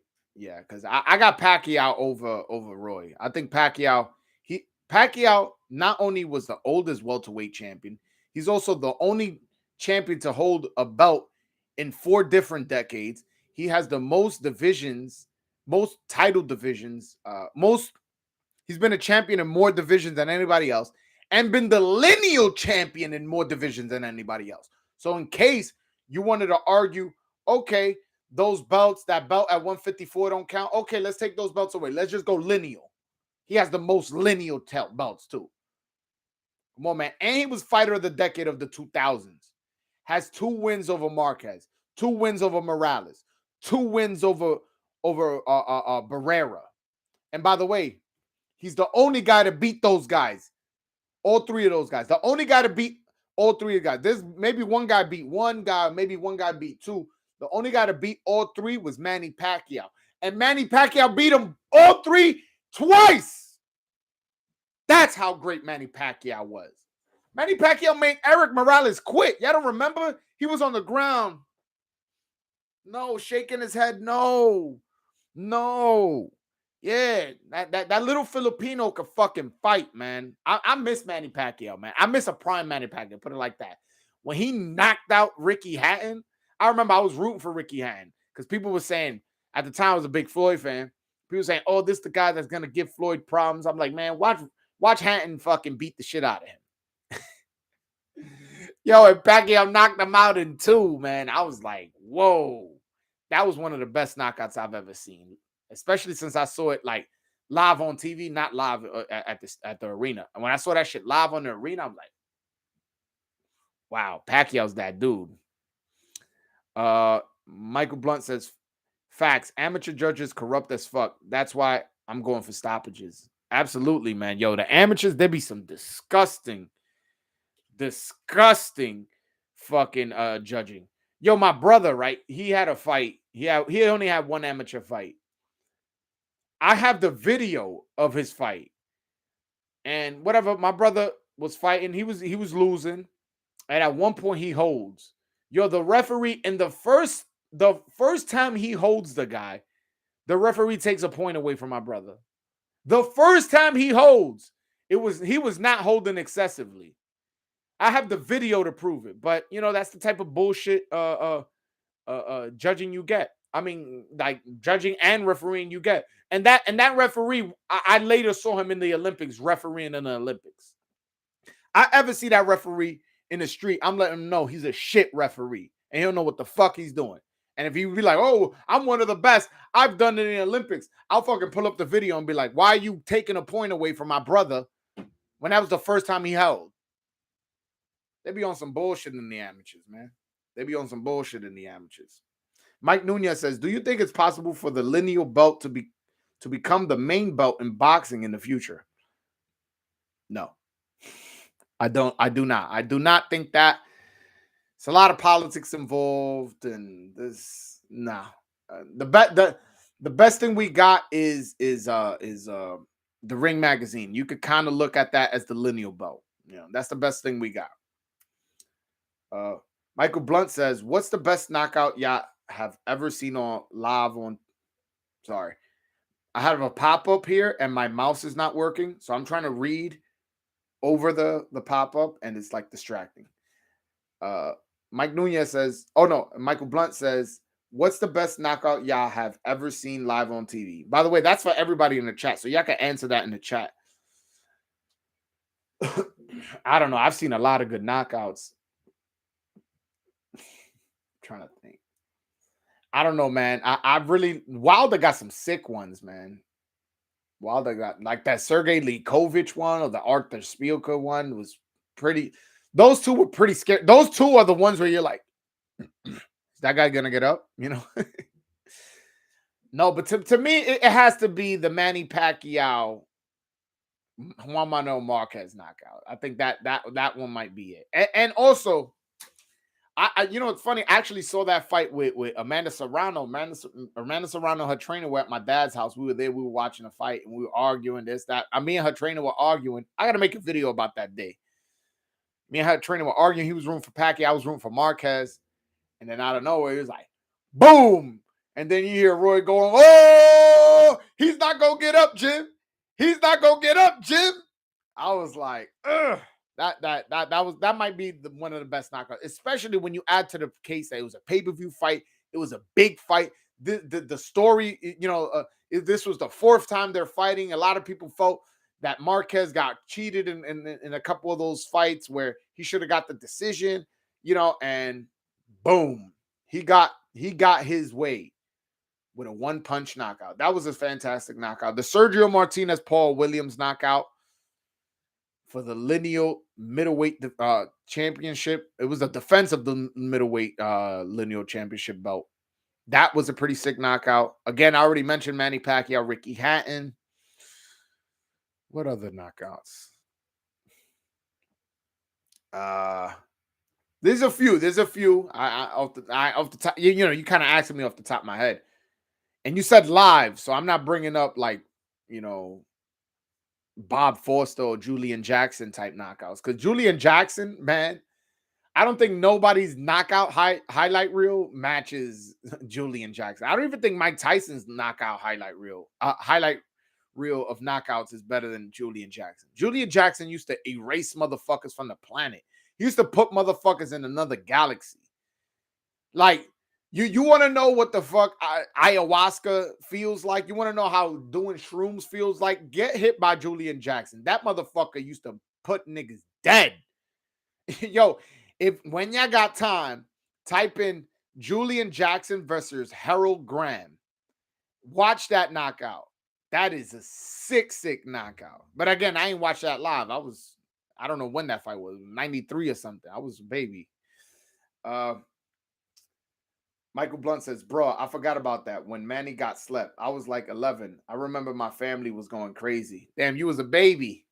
Yeah, I was definitely not 11. I was a grown man by then, and I remember that fight. It was like the whole crowd, all the people there we all went, oh, and he was like, and then Roy Jones goes, he's not getting up, Jim. He's not getting up, Jim. And then Jim Blatman goes, no, he's been knocked out. Oh my God, that was like a moment to remember, man. That you guys bringing me back down memory lane, man. That was a fantastic knockout. I love that knockout. That again, to answer your question, I went a whole long roundabout way about which was my favorite knockout I've seen on live television. Manny Pacquiao versus Juan Manuel Marquez is by far not by far. It's my favorite knockout that I've seen live. It was sick. Knocked him out cold. Manny Pacquiao's a legend, man. And he's still a legend. It's okay. You know, a lot of motherfuckers want to. Yo, and the memes that came after that. Yo, they have Manny Pacquiao sleeping on a fucking bed that's a race car. Had him planking. Had him sleeping on the street next to homeless people. They made that meme everywhere. That shit was hilarious. So there you go. There's your answer to that. But yo, what the fuck is going on with my mouse? I really don't, man. I gotta invest in a new laptop, man. Yo, I never asked for donations. I'm about to start asking for them, man. This laptop is on some wild shit today, man. I can't move my mouse for whatever reason. What's the biggest robbery in boxing history? Whew. I mean, the Julio Cesar Chavez versus Pernell Whitaker was pretty bad, but they gave it a draw. They didn't give the fight to Julio Cesar Chavez. So I have a hard trouble saying that that's the worst. But had they give Chavez the win, that would have been the worst robbery of all time. But they gave it a draw. I thought Pernell Whitaker clearly outclassed him. What fight? I mean, Lennox Lewis versus Evander Holyfield the first time, that was pretty bad. But again, they gave it a draw. They didn't give it to Holyfield. What other fight? I don't know. I can't think off the top of my head which one was the biggest robbery. But there's been some bad ones, man. There's been some bad ones. There's been some bad ones out there. I can't. Let's not focus on the negative. But the biggest boxing lesson I've ever seen given was Floyd Mayweather give it to Canelo Alvarez. And I'm talking about at that level, not like, yo, yeah, some guy he fought a fucking his mandatory and he outclassed him. I'm not talking about that. Yo, man, did Canelo win a fucking round? Yo, I remember one point Canelo missed and Floyd Mayweather looked into the crowd like, yo, where'd that punch go? Yo, man, that was a masterclass performance. Yo, we got lucky, man. We got lucky. We got to see Pacquiao in his prime, and we got to see Mayweather in his prime. Not a lot of people could say that. Not a lot of people could say they seen two of the greatest fighters of all time fight in the same era. Snoop C is asking, yo, can you get Samson Lukowitz on your show? He's got a lot of Dominican fighters on his roster. It's funny you mentioned that. I have spoken with Samson Lukowitz. We have open communication. Shout out to Samson. Always been nice to me. Never cool dude. I can't talk bad about a Samson. But yeah, I have spoken with him. I haven't spoken with him about being on the show, and I probably should. So shout out to Snoop Snee for giving me that push of like, go do it. Yeah, I'm gonna ask him. I'm gonna ask him to come on the show because one, not even just the Dominican fighters. He has a lot of fighters. Period. He has David Benavidez. He has Fundora. Who he has he used to have Sergio Martinez. He was the one who discovered Manny Pacquiao. A lot of people don't know he discovered Manny Pacquiao and Sergio Martinez. He was the one who discovered them and brought them to America. So there's a lot of questions I could ask him as far as his history and as well now, Fundora, Benavidez, and then his host of Dominican roster. He has Michel Rivera. He has Eric De La Rosa. He has Reynaldo Nunez. He has Starling Castillo. Who else he has? He used to have Victor Cayo back when Victor Cayo was, coming up in the boxing ranks. He's had a lot of Dominican fighters, so he good in the street in these Dominican streets, man. Nothing to happen to him. He's safe out there. Yo, this shit is pissing me off that my mouse is not working, man. The fuck? That's it. I need a new laptop. Michael Blunt is asking, have you seen Spence Instagram, bro? He's looking in great shape. I have seen him. He is looking good. He's looking real like strong and solid. And I don't know if he's using filters, but yo, he just looks like really, really tan. Or I don't know if he's running outside with no shirt on or something. He looks really tan for whatever. I don't know why I brought that up, but just saying that when I see the pictures, I'm like, damn, he looks real tan. But he's looking that trim now. I don't know how he's gonna look once we get closer to the fight. And he has to cut all the way down to 147. That guy looks like a 54 pounder or a 160 pounder. He looks big, man. I don't see how he makes 147, but we'll see. We'll see.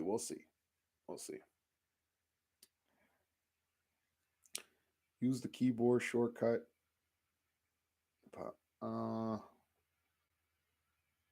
Control W. I don't know. Nothing's happening when I do Control W. But yeah, I don't know. This mouse is pissing me off, man. Because usually that's how I check if any breaking news happened. Right now, fucking Bud versus Spence could have got announced, and I don't know because my mouse not working. I remember the first time I did a Let's Talk Boxing. Mad breaking news happened. I was like, shit, this is a good introduction to this little episode I'm doing. Yeah, I'm looking on Instagram, Instagram, you hear me? Twitter. I don't see nothing breaking. I'm scrolling. But yeah, I like to keep you guys up to breast with what's going on. Anyways, yeah, man. I'm excited. I have a lot of people hitting me up to be on their podcast. I guess that's a good sign of what I'm doing here. I think people seeing the work I'm putting in, the content I'm putting out, and they fucking with me. So a lot of people, I have a few people from the UK that want me to do their podcast, a couple people from LA. And I'm not saying no to nobody, man. Anybody who asks me to be on a podcast and is really making an effort to try to make it happen, DM me on Instagram and Twitter, and we'll make it work, man. We'll make it work. But yeah, man. But yo, I'm excited for this Saturday, man.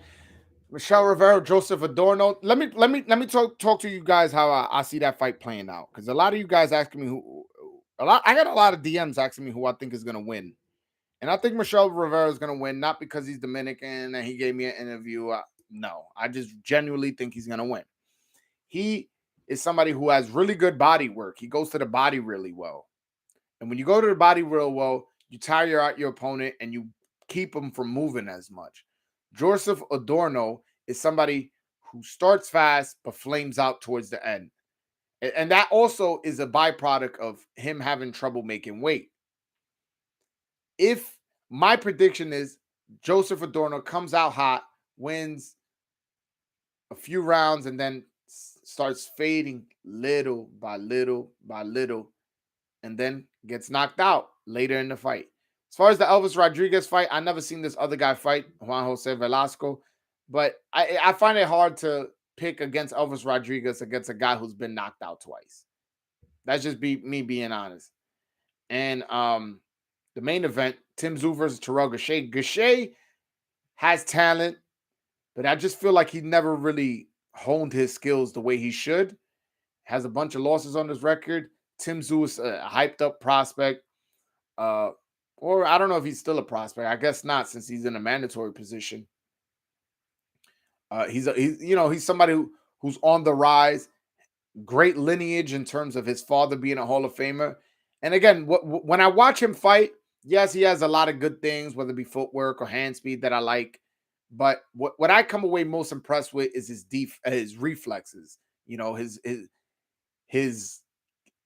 I don't know. He knows what you're gonna do. Like it's almost like he watched a lot of film of you, and he knows what you like to do. He knows when you're gonna throw a punch, and I don't know if that's something that his father taught him, or is that something that he just naturally innate has, that he just has fast reflexes, and that's what he was born with. I don't know, but I really like Tim Tszyu. I like Tim Tszyu, and I'm looking forward to what who he is now. You know what he does here in America, because unfortunately, Americans, we're the type like, yeah, that's cute, your little record, but until you do it here against a motherfucker I know who he is, I don't give a fuck about your record. That's how Americans think. And to Tim Tszyu's credit, he's coming over here and he's gonna prove himself.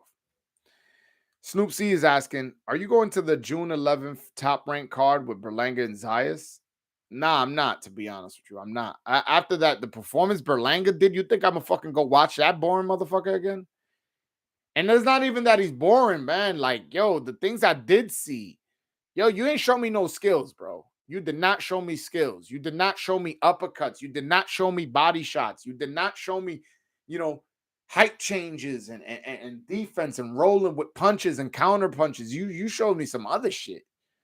No, I'm not giving Top Rank my money to go watch that guy. But there's always a but.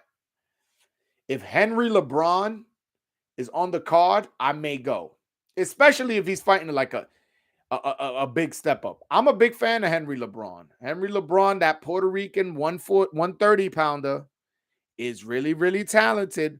Just remember where you heard it first. When Henry LeBron is making noise in boxing and oh, he's bringing Puerto Rico boxing back, remember where you heard it first. You heard the voice of the Dominican boxing. The voice of Dominican boxing tell you about a Puerto Rican. Henry LeBron is the goods. That kid can fight. He got the Broadway stamp on him. Once you get the Broadway stamp on him, that's it.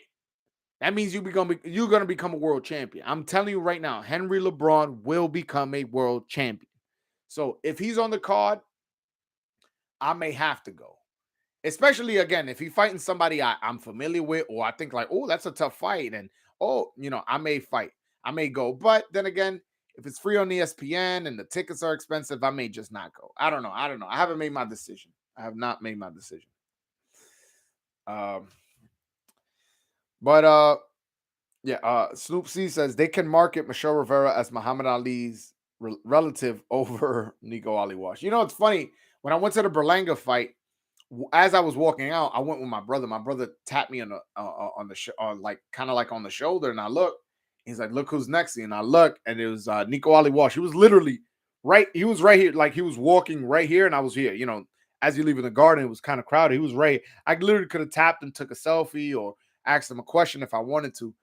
But I was like, whatever, I'm not gonna bother him. I was like, oh shit, he is right next to me. And I just kept it moving. And actually, a couple fans stopped him, like, yo, shit, can I get a picture with you? So, there were people excited to see him.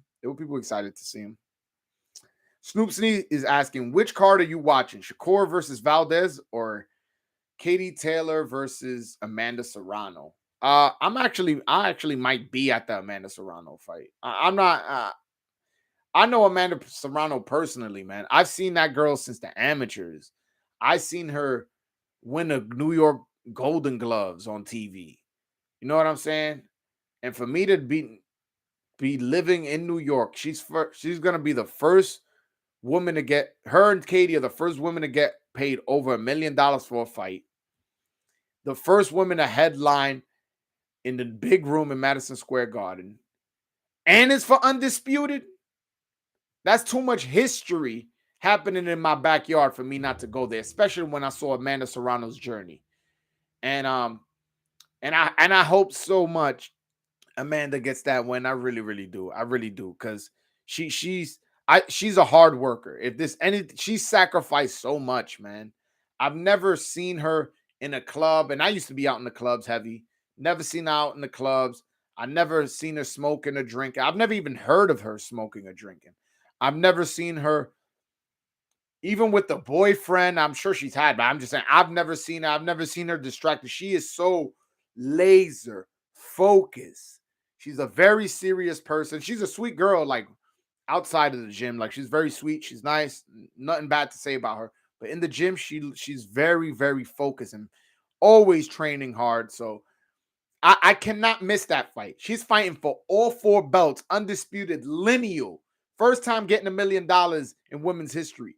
First time headlining a women's fight in Madison Square Garden. I'm going to that fight. So I'm going to go to that fight. So I may miss the Shakur versus Valdez fight, depending on what time the Serrano fight ends and what time I could get home and what time the Shakur versus Valdez fight starts. There's a lot of variables, but I'm definitely watching the Taylor Serrano fight. And for what I understand is the zone said that they're going to try to time making sure that the main event of Taylor Serrano doesn't clash with Oscar Valdez versus Shakur. So us boxing fans will be able to see it. I don't know if I'll be able to see it because, again, I'm probably gonna take the train back home, and it takes me about an hour to get home. So All right. Snoop C is asking, what do you think of Jake Paul and his most valuable promotions banner? I don't know. I do think he's bringing a lot of creative ideas into boxing in terms of promoting, which I like. I actually do like a lot because I feel like boxing at times gets stagnant, and they just do the same thing, and they just put on a good card and hope people show up and hope people are aware. It's like, bro, you got to do a little bit more. Jake Paul does a lot of interviews. He has a large fan base just based off his YouTube channel that he can market to and just say, hey, make sure you watch this Saturday. Amanda Serrano's fighting, and some fucking little 12-year-old is now aware of Amanda Serrano and maybe can grow into being a legit boxing fan. So I do like Jake Paul, and I do think he's good for the sport. I do think he brings a lot to the sport. A lot of people have a problem with him fighting these MMA fighters and knocking them out and shit like that. And people go, oh, why he don't fight a real boxer? Why he's fighting an MMA fighter? Hating ass motherfuckers. And I'm like, well, is he a real boxer? No. So you telling me he's a YouTuber and he's fighting retired MMA fighters, or even in some instances, well, no. A retired MMA fighter who's not ancient is like in his mid to late 30s. So you got a non-boxer fighting a non-boxer, and you have a problem with that? I don't have a problem with Jake Paul. I like him. I think he's good for the sport. And I like that he's challenging Dana White on paying his fighters more. I like that. Fuck it. Pay your fighters, bro. Pay your fighters. I also like that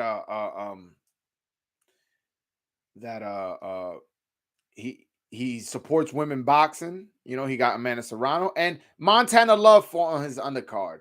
He got a fucking belt. I mean, a contract with Eddie Hearn just for fighting on Eddie Hearn's on Jake Paul's undercard. Amanda Serrano, she wasn't as popular as she is now, but she was fighting on his undercard. Now she's gonna get $1 million. She's gonna headline in Madison Square Garden. Liam Paro, excuse me, fought on his undercard. Got a contract with Eddie Hearn. So any boxer that is associating with him is eaten. And if he was out here doing bullshit and robbing fighters and shit like that, I wouldn't. He would not get my support. I wouldn't fuck with him. I'd be like, nah, I'm good. Get this motherfucker out of my sport. But he's not doing that, man. He's bringing good shit to boxing. I like him. Snoop C says, do you see yourself being involved in the boxing industry either as a manager or consulting or public relations media guy. Uh yeah, manager or consultant, absolutely. I mean, a consultant, I don't know how much I would charge. So I like I would like to give advice because I do think that promoters specifically miss the angle of thinking for the fans. So if I can somewhat advise somebody about, hey, listen, I'm speaking from a fan's perspective, and I would enjoy this and I would enjoy that. Cool, but that's I don't think that's ever gonna happen. So as a manager, yes, I actually do want to be a boxing manager. That is a goal of mine. Just right now, I don't got the money, so I'm not gonna invest in no boxer without having enough money. Michael Blunt says Jake Paul KOs Macabre. I don't know about that one. I don't know about that one, man. Jake, to credit Jake Paul, he was gonna fight Tommy Fury, a real boxer. And Tommy Fury injured his abs, his ribs or some shit, because he's fucking Tyson Fury was banging a medicine ball on his ribs and he injured his ribs. I'm not saying that's how he injured it, but there was video of Tyson Fury banging a medicine ball on his ribs, and then like a week or two later, he pulls out because he got injured ribs. So it's like you put two and two together. Um, yeah, so he was gonna fight Tommy Fury. So people say, "Oh, why didn't he fight a real boxer?" He was gonna fight a real boxer. It was Tommy Fury who pulled out. It wasn't Jake Paul. And then Jake Paul ended up fighting what's his name? Tyrod Woodley. Yeah, man. I like. Listen, I'm not gonna talk shit about Jake Paul. I like what he's doing for the sport. But what I don't like is how my fucking mouse doesn't work. I don't know what's wrong, man. Shit is weird. Like if I wanted to end this live, I couldn't. Like it should just go stay live forever, man. Snoop C says, you notice a lot of these boxing YouTube channels were originally covering basketball or soccer. Some were even small time rappers. You actually been around the boxing circles, pro and amateur. Yeah, no, I've been around the boxing circuit. That's why a lot of times, like, I don't want to give up. Sometimes I say my sources, and it's just because I don't want to violate, somebody's trust. They telling me, and then I mention their name, and then they get involved. Oh, you shouldn't have told them. But yeah, no, I've definitely been around the boxing game. Actually, this channel, if you guys scroll all the way early, was a channel where I wanted a YouTube channel. I just didn't know what. So I was like, let me try shit. So I had an idea of I was gonna be Broadway Joel. That's how I gave myself the name. I was gonna be interviewing people on Broadway here in New York. So Broadway is a long street that runs from the tip of Manhattan all the way to the bottom. It's a long street. The same way 42nd and Broadway. That's still the same Broadway, 125th and Broadway in Harlem. So I was on 155th Street in Broadway. I started there. I was interviewing people, and I would just ask random fucking questions on every corner. So the first question I asked on 155th and Broadway, I don't know if it's still up, but if it isn't, I'll put it up.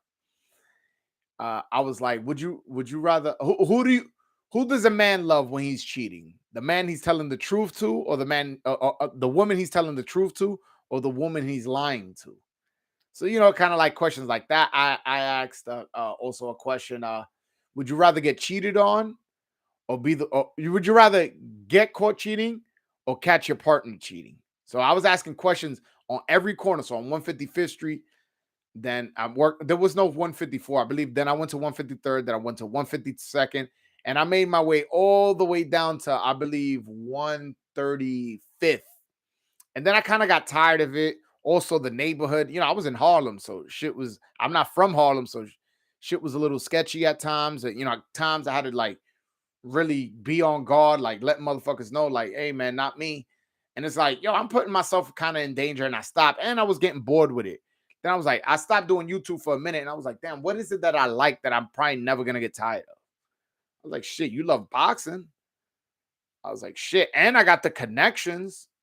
So I was like, you know what? Let me do this boxing thing, and I did, and then look, it's been going good for me. It's been going good for me. A lot of I already had a lot of connections, And then I've made a bunch more since starting my YouTube page. So I don't know. I don't know. It shit is crazy how quick my channel's grown. And I know my subscribers numbers aren't crazy. I know that. I only have 830 something.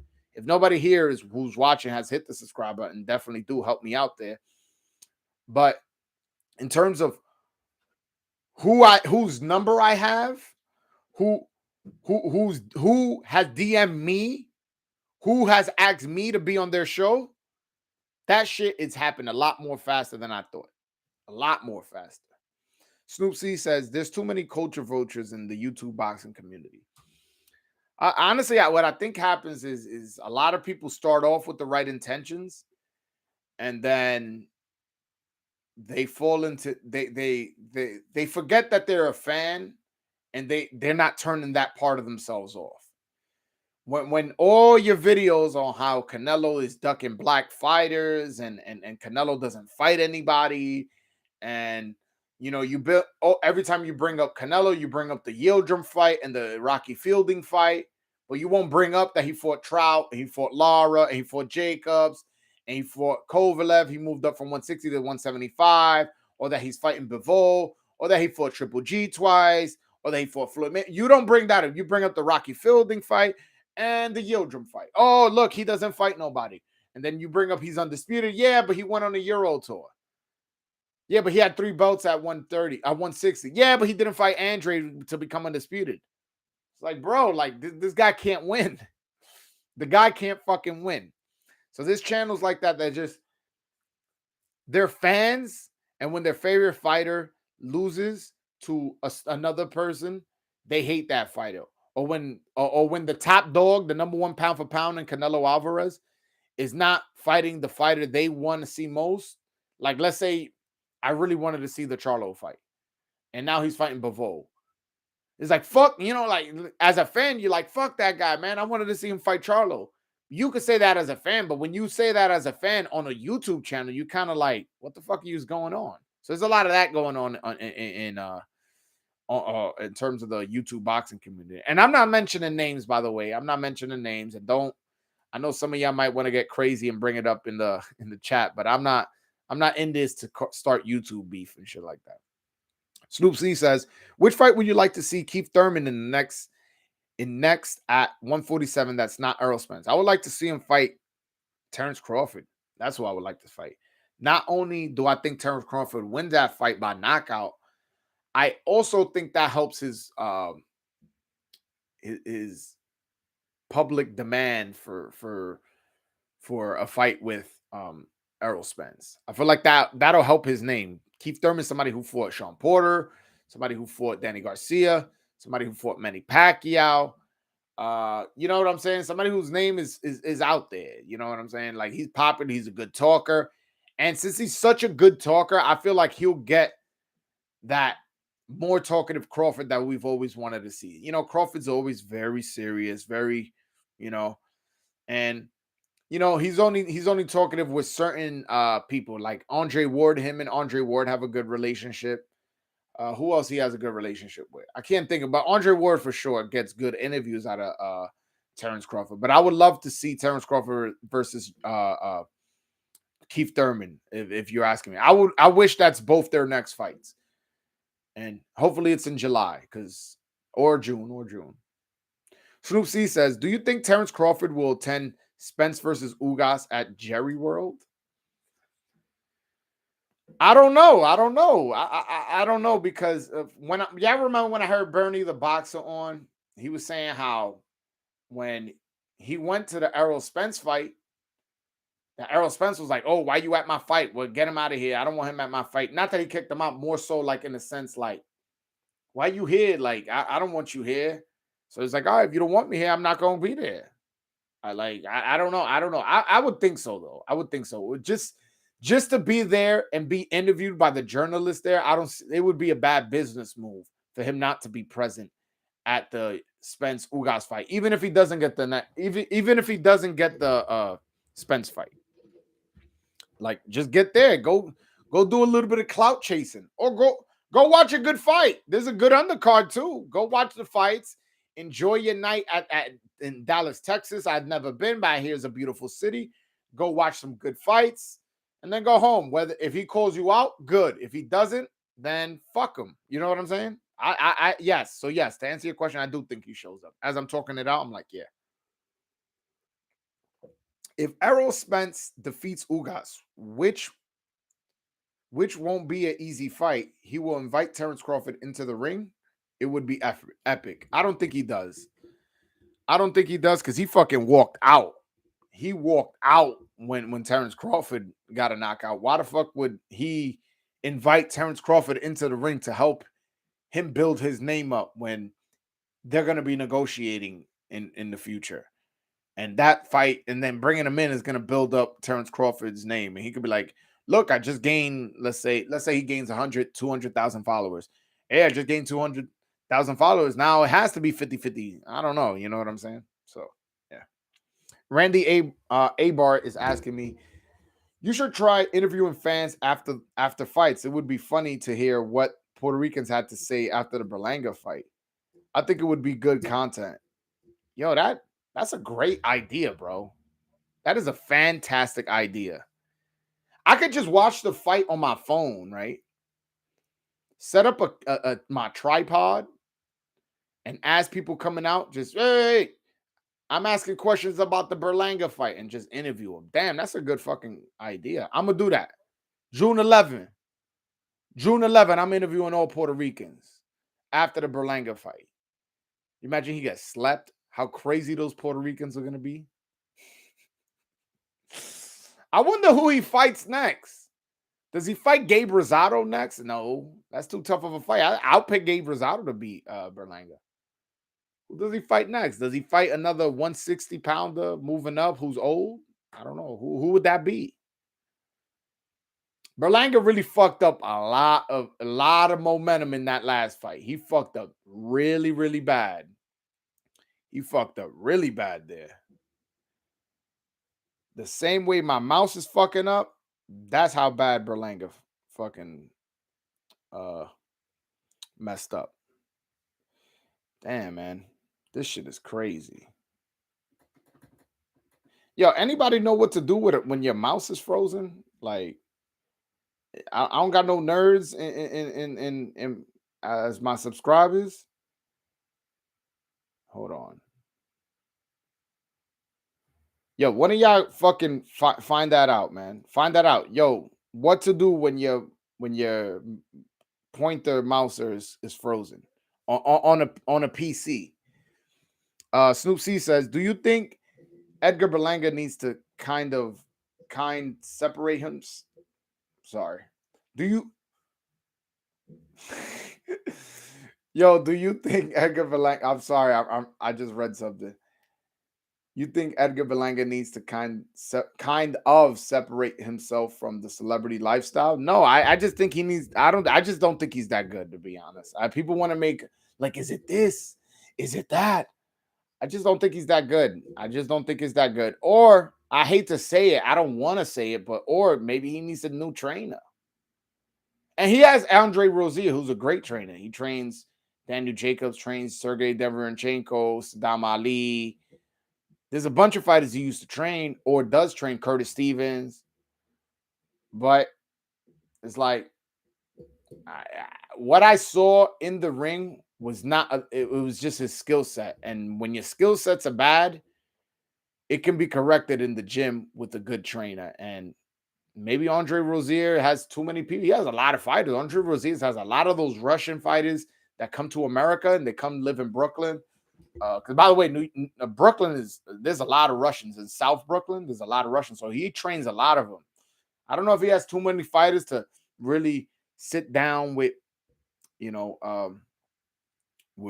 Berlanga and teach him an uppercut, teach him how to go to the body and jump out without getting hit, teach him how to use his jab and switch angles and go to the body and I don't know, but all I'll say is that if he was to fight Benavidez or Canelo or David Morrell or any of those guys, he would get destroyed. At least the Berlanga I saw this past Saturday. That one, he doesn't do shit. He Mm-mm. Mm-mm. Yeah, Michael Blunt. Nah, yo, no nerds, man. Shout out to Jay. He's trying to help me out. If your mouse is wireless, take out the batteries for a few seconds and then put them back. Also check if there's a connection. Nah, man. I'm not using I'm using the mouse that comes with it. You know, like how you just supposed to tap the thing and it moves. It's not doing that. I don't know what's going on. By the way, Broadway, do you think Devin Haney can get a decision in Australia? I don't know. I don't know. I don't know. I don't know how I would guess that. Like Pacquiao didn't get a decision, so Pacquiao couldn't. What makes you think Devin Haney can? And Devin Haney don't got power to go out there and knock him out. You know what I'm saying? I don't know. I don't know. But we'll see. We'll see. Hopefully that fight gets made, man. I feel like that shit. It really died down the buzz that was in the lightweight division. Tio really fucked up by losing. Tio should have went, got that win, moved up. All those belts would have been vacant right there. Loma probably could have went and fought for one of the belts. Tank probably could have went, fought for one of the belts. Zepeda probably could have fought for one of the belts, or Michel Rivera. Who else is Jose Valenzuela? Well, Jose Valenzuela doesn't have enough fights. Isaac Cruz, like there would have been a lot more interest in the lightweight division, but Cambosos is keeping them shits hostage. He fought in November, and he doesn't have a date for the Devin Haney fight. They saying June 4th, but no deal has been signed. So it's like if no deal has been signed, like how can I be confident that there is gonna be a deal? You imagine last minute they just put some fucking local Australian fighter against him? That should have fucking pissed me off. That should have pissed me off. Have you ever seen Teofimo or Senior at any gyms in Brooklyn? I have not. No, I have not ever met neither of them. Um, they I don't even know where they used to train at, to be honest. But yeah. I've never met them. To answer your question, I met Daniel Jacobs a few times.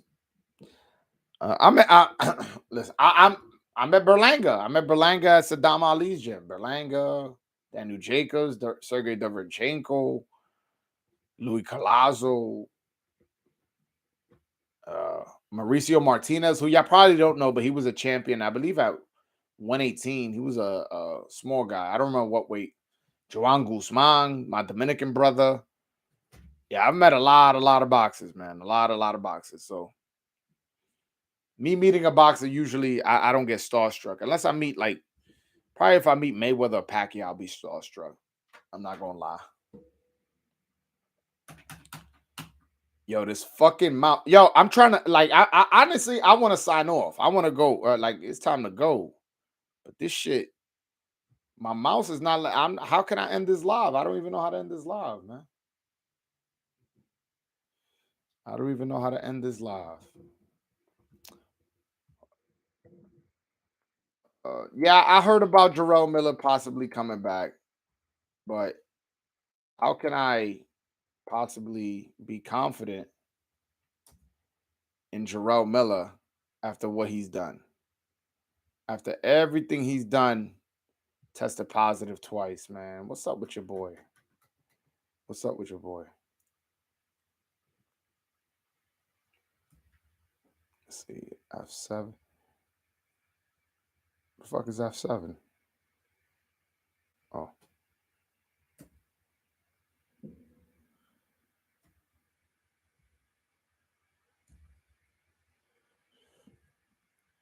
nah, man. None of this shit's working. None of that shit's working, Jay. I appreciate you trying to help me, though, by the way.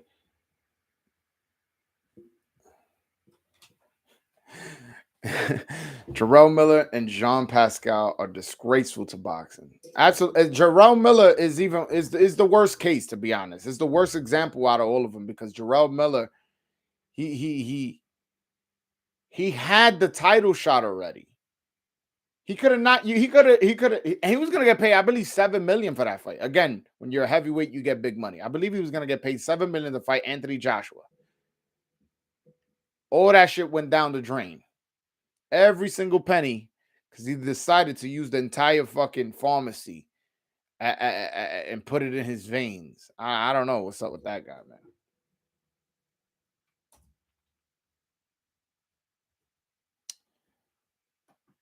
Yeah. All right, hold on.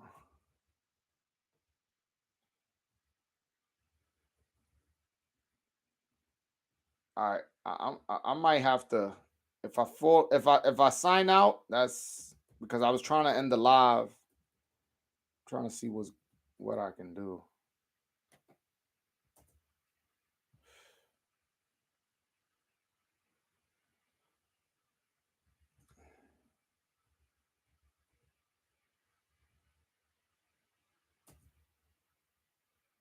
All right, guys, I'm out of here. I'm gonna shut off my computer.